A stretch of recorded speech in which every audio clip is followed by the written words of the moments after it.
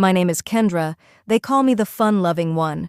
But in my relationship with Sterling, I gave too much of myself, paid more than my share, and trusted a man who decided I was too much.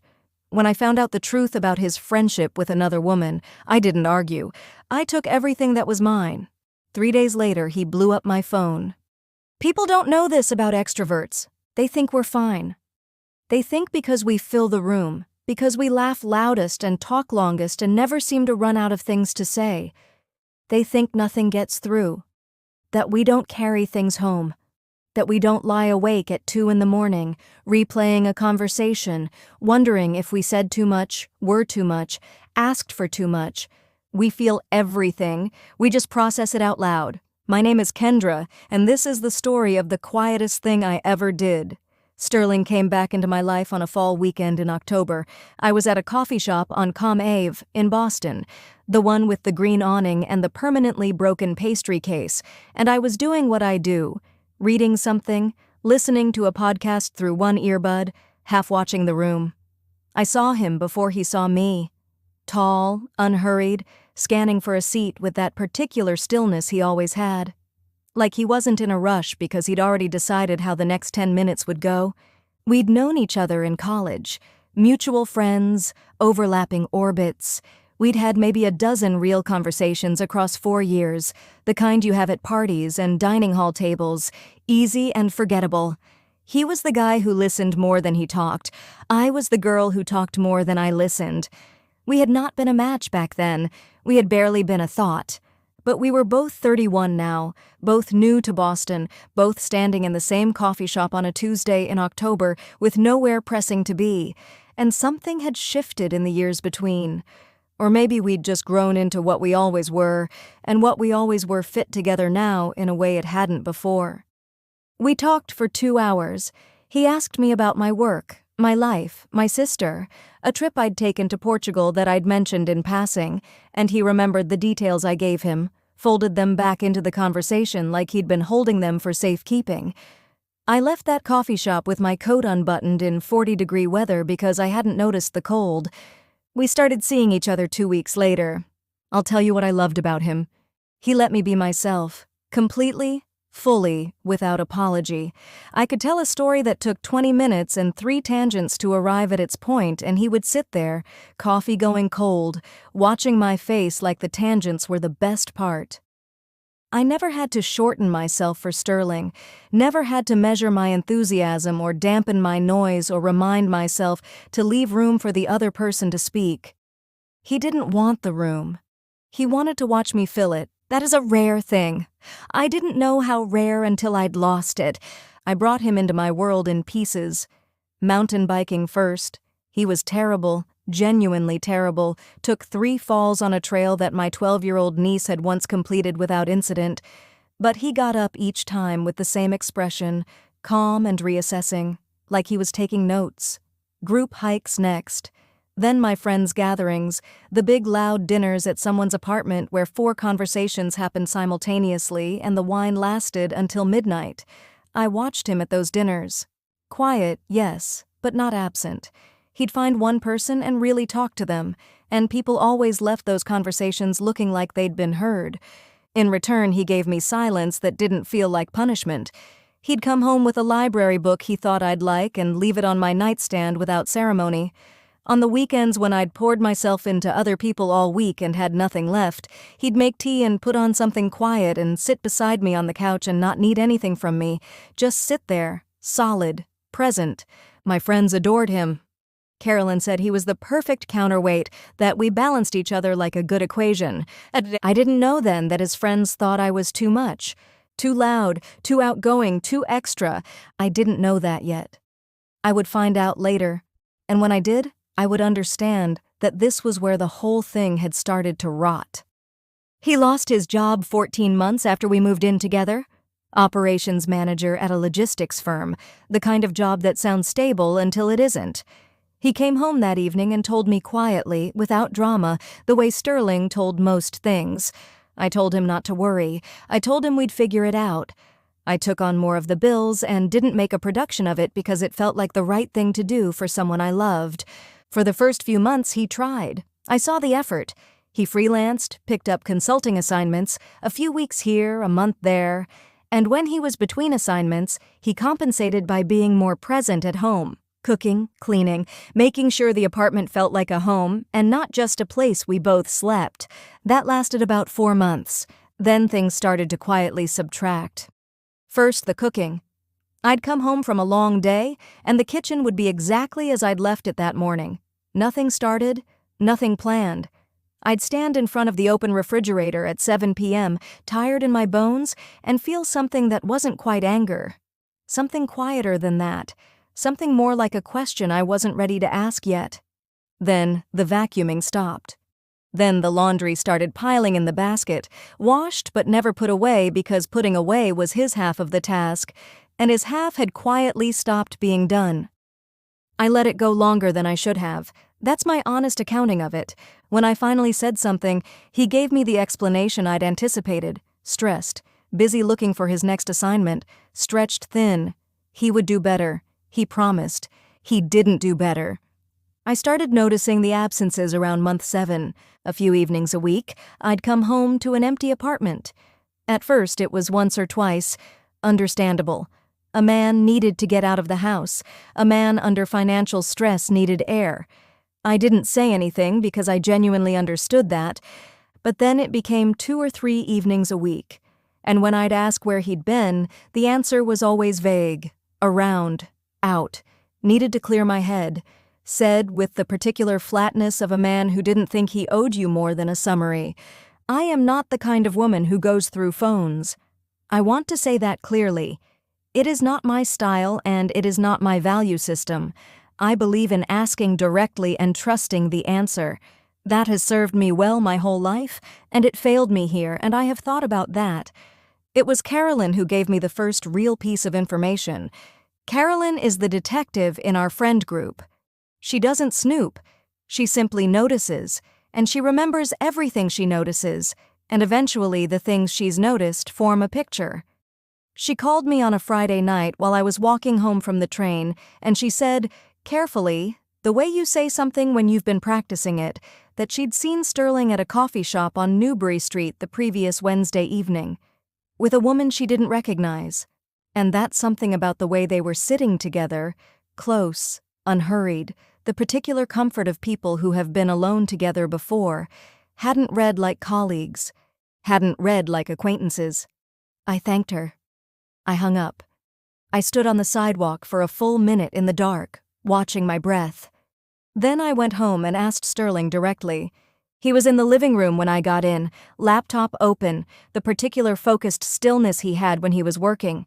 He looked up when I came in, smiled, the normal smile. I took off my coat, hung it up, sat down in the chair across from him, not on the couch beside him. He noticed that. I saw it register.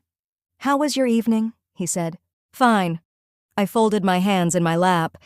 "I talked to Carolyn." "Yeah?" He looked back at his screen for just a half second. "Just enough. She said she saw you Wednesday night, Newbury Street." He closed the laptop. Slowly, the way you close something when you need a second to decide what your face is going to do. When he looked at me, his expression was open, settled, the expression of a man with nothing to hide. "The coffee shop," he said. "The coffee shop." I ran into someone. He leaned back, relaxed, one arm resting along the back of the couch. Someone I'd met at a party a while back. We ended up sitting down for a bit. A small shrug. It wasn't planned. "Whose party?" A beat. Barely a beat. You might have missed it. Annika's, I think. Back in the spring. "You think?" "Yeah, Annika's. Steadier now." "Why?" "I'm just asking." I kept my voice even, curious almost. "So, you just ran into her?" "Completely by accident." He met my eyes. "We had a coffee, caught up a little. That was it." He paused. "Totally innocent, Kendra. Totally innocent." The phrase landed with a kind of practiced weight, like he'd rehearsed arriving at it casually. "And you met her at Annika's?" "I just said that." "Through who?" He shifted, just slightly. "I don't know. It was a party. You meet people at parties." I looked at him for a moment. His jaw was set just so, his eyes were on mine, deliberate, held, in the way of a man who'd told himself that meeting someone's eyes was the same as telling them the truth. "Okay," I said. "Okay?" He almost smiled, relief dressed up as patience. "Okay." I stood up, picked up my bag. "I'm going to make tea. You want some?" "Sure," he said. And just like that, the conversation was over. He opened his laptop again, the soft click of it settling back into place. I went into the kitchen and put the kettle on and stood at the counter while the water heated, and I thought about the word innocent, and the half-second before he'd closed the laptop and the way he'd said "I think," and then immediately corrected it to something more certain. I made 2 cups of tea. I brought him his. I smiled when I handed it over, but I didn't believe him. After that conversation, he started doing the housework again. The cooking came back, the vacuuming returned. He put the laundry away before I'd even noticed it sitting in the basket. I watched all of this happen and felt the particular cold clarity of someone who understands that they're being managed. Because here is the thing about being an extrovert who processes out loud, I also observe, constantly. I am in the world, engaged with it, talking to it, but I am watching it too, taking note, filing things. I had simply trusted my observations less than I should have because I wanted to be wrong. I decided, standing in our kitchen one morning watching him make coffee with the attentiveness of a man auditioning for a role he'd previously taken for granted, that I was going to be very quiet for a while. Not cold, not distant, just quiet. I was going to watch. I started paying attention to money around month 8. We had a blue ceramic pot on the kitchen counter. His idea, actually, from the early days. We'd each put in a set amount every week for household expenses, groceries, supplies, the occasional dinner in. When he lost his job, I'd started putting in more without making an announcement about it. It was practical. It was loving. It was the kind of thing you do when you've decided this person is worth weathering a season with, but I started to notice that the pot was running short before the week was up. Not dramatically, not obviously, just a thin, persistent shortage. The grocery receipts didn't add up to what was missing. The supply runs didn't account for it. I went back through the pattern in my mind, walking myself through the weeks, and I realized the shortfall had started around the same time the evening absences had started. I didn't say anything. I wasn't ready for another door to be closed in my face. What I did was start paying closer attention to everything, which is what happens when you finally stop giving someone the benefit of the doubt. The benefit of the doubt, I have come to understand, is a resource. It is not infinite. When it runs out, you see differently. Carolyn called me again 3 weeks later. It was a Sunday evening. I was doing the thing I do when I'm unsettled, reorganizing something that doesn't need reorganizing. I'd pulled every spice jar out of the cabinet and was alphabetizing them, which told me more about my state of mind than I wanted to admit. I picked up on the second ring. "I've found out who she is," Carolyn said. No preamble. That's how she operates. I set down the cumin. "Tell me." "Her name is Diane. She's a graphic designer. She's actually nice from what I can tell, which I'm going to need you not to make me feel bad about saying." "I don't care about her," I said. And I meant it. "She doesn't owe me anything. He does." "Right." A pause. I could hear Carolyn settling somewhere, the soft sound of her couch probably, her feet coming up. "So she was at Annika's thing. Back in April, the one you didn't go to because you had that work thing." The gathering I'd missed. I'd told Sterling to go without me, told him to have a good time, told him I'd make it to the next one. Michael introduced them. "How did you know that?" "I didn't," I said. "I just know Michael." Carolyn made a sound that was not quite a laugh. "Yeah. So here's the part that's going to make you want to put your fist through something." She paused. "Those guys, Sterling's whole friend group, they've been running a campaign. That's the only word I have for it. Months, Kendra. They've been in his ear for months, maybe even years." I stood very still in my kitchen. "About me." "About you. Too loud, too social, too much energy, takes up too much space at group things." Another pause. "Quote-unquote not intellectual enough," which is honestly the one that made me laugh out loud because, have they met you? I didn't say anything. Kendra? I'm here. I picked up the cumin again, just to have something in my hand. Keep going. From what I understand, they were threatened. Sterling was changing, going out more, loosening up, becoming someone who did things, and they didn't like it, so they worked on him, slow and steady, and then they served him up an alternative. Diane, who is quiet and unassuming and probably makes them feel like they're the most interesting people in the room. I put the cumin down on the wrong shelf. I didn't fix it. He let them, I said. That's the important part. He sat there and let them tell him what was wrong with me, and he didn't say a word. I know. He used to... I stopped, started again. When we first got together, he told me once that he'd spent most of his life in rooms where he felt invisible, and that being with me made him feel like he was finally allowed to take up space too.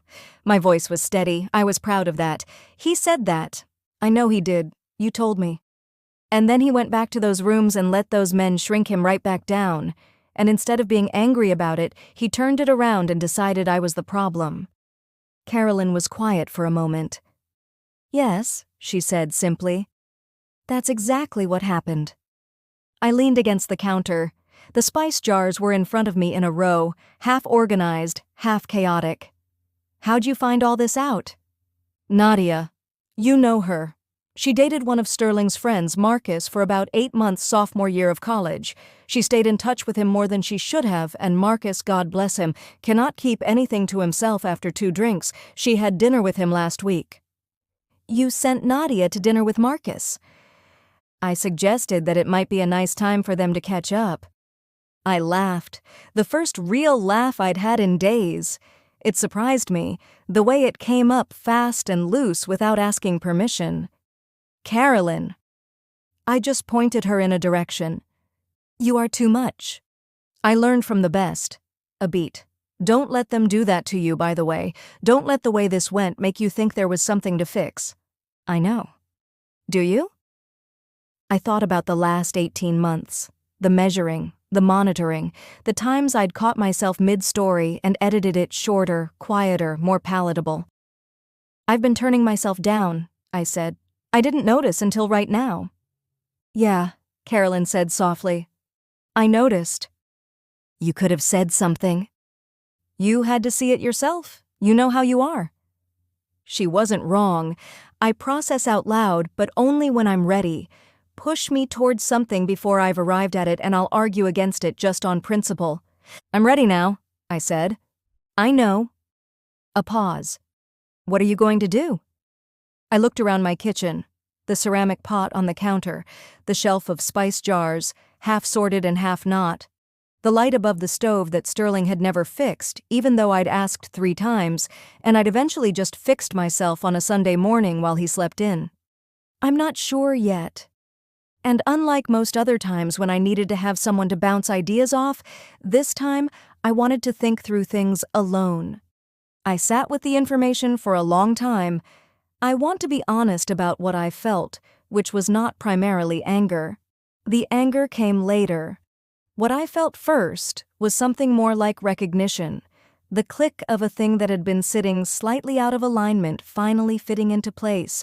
All those dinners where his friends had been polite in the specific way that people are polite when they've already decided about you.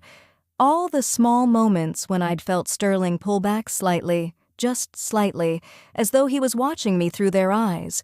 His friends had introduced Sterling to this woman deliberately, and Sterling, my Sterling, who had once sat across from me in a coffee shop and let me talk for 2 hours and called it the best Tuesday he'd had in years, had listened to them. I don't know when exactly he stopped seeing me as the woman he'd chosen and started seeing me as the problem his friends had always described. Maybe he didn't even notice it happening. That's the thing about being quietly shaped by the people around you. It doesn't announce itself. It just gradually becomes the water you're swimming in. But I'd been swimming in it too, and I hadn't noticed something important. I had been tuning myself down. I didn't really see it until Carolyn said the words out loud. His friends thought you were too much. And something in me went still in a way that had nothing to do with Sterling. I started thinking about the past year and a half, really thinking, when had I last called Carolyn and talked for an hour about nothing? When had I last organized a group hike without checking first whether Sterling might find it too exhausting? When had I shown up to a dinner party and let myself be fully, loudly, unrestrictedly myself without glancing at him at some point during the evening, monitoring, calibrating, making sure I wasn't tipping over some invisible line? I couldn't remember. I had not changed my personality for Sterling. That is true. But I had quieted it. Slowly, over months, the way you turn down a radio in small increments until one day you realize you can barely hear the song. I had done that mostly to myself. That was the hardest accounting of it. Sterling had given me the space to be myself in the beginning, and I had loved him for it, and somewhere along the way I had started to love him a little less than I loved his approval. And so I had shrunk. Just slightly. Just enough that I'd stopped noticing. That ended here. He told me in the last week of November that he had a long weekend contract upstate. He'd leave Thursday, be back Sunday night. He told me this on a Tuesday, the same day I had finished understanding everything I needed to understand. I told him that was fine. I said it with a smile and meant none of it. He left on a Thursday morning with a bag that was packed more carefully than a work trip required. I stood in the doorway of the bedroom and watched him zip it closed and thought, "I see you." I did not say it out loud. That was not the kind of moment I was in anymore. I waited until his car had turned off our street. Then I called my cousin Donna, who has a pickup truck and has helped me move twice before and understands without much explanation when I need help doing something that has to be done. I called Carolyn. I called my friend Tess. I made one more call to the cable company, the electric company, and the internet provider. Then I started taking inventory. Here is what I owned in that apartment. The couch, the deep charcoal gray one from the furniture place on Washington Street, which I had found and fallen in love with and put the deposit on. The coffee table, reclaimed wood, that I'd spotted at a weekend market and hauled home in a taxi because I couldn't wait for delivery. The kitchen things, the good knives, the Dutch oven, the ceramic mixing bowls, the coffee setup that I'd assembled piece by piece because I refused to drink mediocre coffee in my own home. The television, a deliberate budgeted purchase that I had made on my own during a Black Friday sale 2 years ago. The bookshelves, most of what was on the bookshelves. The bed I left, not out of sentiment. I want to be clear about that. I left it because I genuinely did not know where that bed had been, what it had held, who had been in it while I was working late and trusting someone who did not deserve to be trusted. I did not want to bring that into my next place. I had found a new apartment, a 1-bedroom in Jamaica Plain, 3rd floor, good light, in-unit laundry. 2 weeks earlier. I'd signed the lease quietly, told no one except Carolyn, paid the deposit from money that was entirely mine. I'd been carrying the key in my jacket pocket for 14 days like a small, warm secret. We worked steadily through Thursday and into the evening. Donna's truck made 3 trips. Carolyn organized the kitchen with the focus of a woman who has been waiting to do something useful for months. Tess wrapped my framed prints in paper she'd thought to bring and labeled every box in her careful architect handwriting. We didn't talk much. We didn't need to. There was a quiet solidarity in the work, the kind that comes from women who understand what it means to take your things and go. By 10 o'clock Thursday night, I was sitting on my charcoal gray couch in my new living room in Jamaica Plain. A cup of tea on the reclaimed wood table, my Dutch oven on the stove, my books on the floor because the shelves hadn't been assembled yet. It was the first time in months that I felt like myself. Not the monitored version, not the calibrated turned-down version, the actual version. I sat there in the quiet of a place that was entirely mine and felt something settle in my chest that I hadn't realized had been displaced. I canceled my contributions to the household fund effective immediately. I canceled the cable that was in my name. The internet, also in my name, gone. The electric bill I forwarded over to Sterling's name with the provider, which was a 2-minute phone call and the most efficient thing I did all week. I left a single piece of paper on the kitchen counter, next to the blue ceramic pot, which I had also taken because I had bought it. The paper said, "I've moved out. Good luck with the contract." He called me on Friday morning. I was unpacking my kitchen boxes when the phone lit up on the counter. Sterling's name. I watched it ring 4 times and go to voicemail. Then I made myself a coffee in my own kitchen with my own coffee setup and kept unpacking. He called again 11 minutes later. Voicemail, then a text. Kendra, call me. I stacked my ceramic mixing bowls on the shelf and did not call him. 20 minutes after that, another text. Where is all the furniture? What happened to the couch? I put my good knives in the drawer. The TV is gone.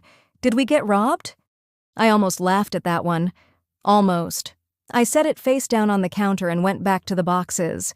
By Friday afternoon, the texts had shifted in tone, the confusion had burned off, and what was underneath it was not pretty. You took everything. Are you serious right now? That is my home too. Then, the internet isn't working. Did you cancel the internet? Then, 20 minutes later, the cable is gone too. Kendra, what did you do? I noted the missing question marks. Sterling was a precise writer, always had been.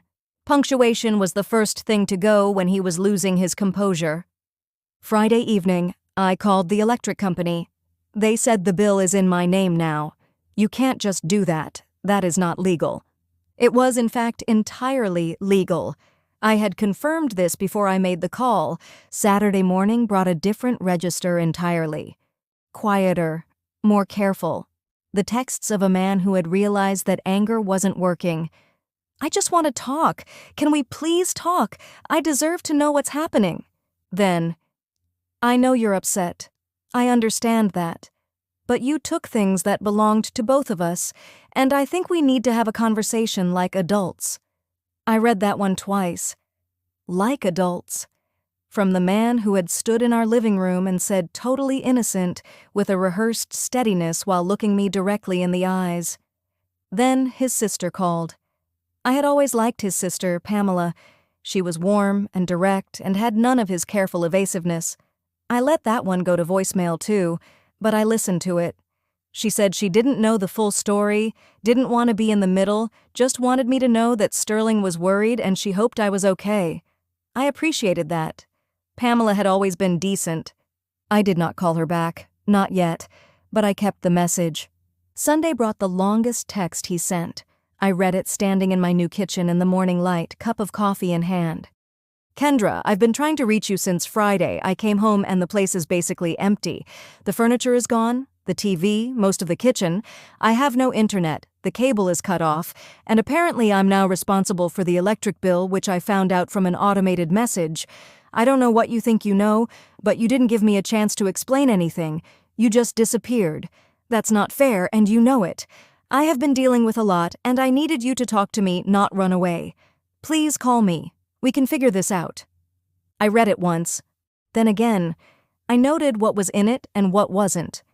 There was no acknowledgement of Diane, no acknowledgement of the money from the ceramic pot, no acknowledgement of the months of absences, the excuses, the housework that had quietly vanished along with his accountability. There was only the inconvenience I had caused him by leaving. I put my phone down on the counter, then I blocked the number. Carolyn told me later, weeks later, from a source in the periphery of his friend group, that he'd come home Sunday night to a living room with nothing in it. No couch, no TV, no table. The walls were bare. The kitchen felt like a stage set missing most of its props. The bedroom had the bed and not much else. And the cable was out, and the internet was out, and the electric bill had arrived in his name for the first time. He had called 3 of his friends in the span of an hour. Michael had apparently not been especially sympathetic.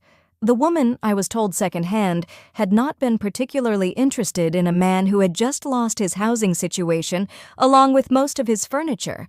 I did not feel triumphant about this. That would have required more investment in him than I had left. What I felt was something quieter than triumph. Something that doesn't have an exact word. Finished, maybe. Like a chapter you've been reading with diminishing interest and finally set down for good. The thing about extroverts that people don't understand is this: we are not empty when we're quiet. We are not less ourselves when we stop talking. We have inner lives. We have patience. We have the capacity for a very particular kind of stillness. Not the stillness of a person who doesn't know what to say, but the stillness of a person who has decided, precisely and deliberately, to wait.